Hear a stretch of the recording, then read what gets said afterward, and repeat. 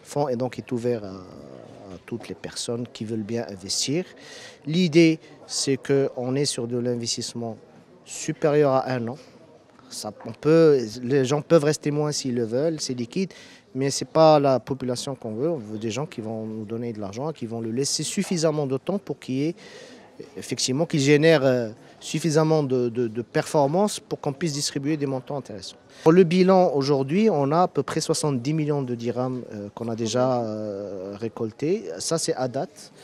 Depuis la création, mais ça c'est vraiment l'actif aujourd'hui, hein, ça fluctue un petit peu. Quelques personnes physiques, clients de la banque, ont déjà, 5 en l'occurrence, ont déjà investi dans ce fonds-là. Sachant qu'on n'a pas fait, effectivement, vous l'avez dit, on est dans une phase pilote, on n'a pas fait beaucoup de communication, d'ailleurs c'est la vraie première sortie. On ne voulait pas le faire avant parce qu'on voulait présenter des choses, des montants et non pas juste un concept. Et aujourd'hui, les montants qui ont déjà été investis durant l'année dernière ont généré à peu près 730 000 dirhams qui vont être distribués cette année. Et l'ambition, c'est d'aller beaucoup plus loin, surtout avec les performances financières de cette année qui seront bien meilleures.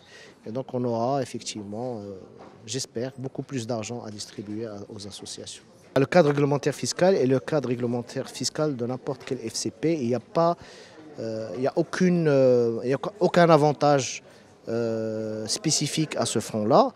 Bon, il y a un avantage global des OPCVM et des FCP sur leur placement, ils ne payent pas d'IS, etc. Mais il n'y a rien de particulier pour ce fonds-là par rapport aux autres. Donc c'est un fonds normal. L'appel à projet est ouvert du 5 juin jusqu'au 10 juillet.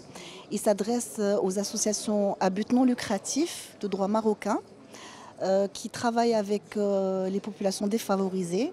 La thématique choisie pour cette année, c'est l'intégration professionnelle des jeunes et leur autonomisation économique et financière. Les bénéficiaires doivent être âgés entre 15 et 35 ans. Les projets qu'on recherche, c'est des projets en fait, qui ont pour objectif de déployer des programmes de formation professionnelle ou d'amélioration des compétences des jeunes pour favoriser leur employabilité, pour qu'ils accèdent à un premier emploi ou qu'ils puissent en fait lancer une activité génératrice de revenus. La priorité, oui, sera donnée à des projets qui sont sérieux, qui sont impactants et qui sont innovants.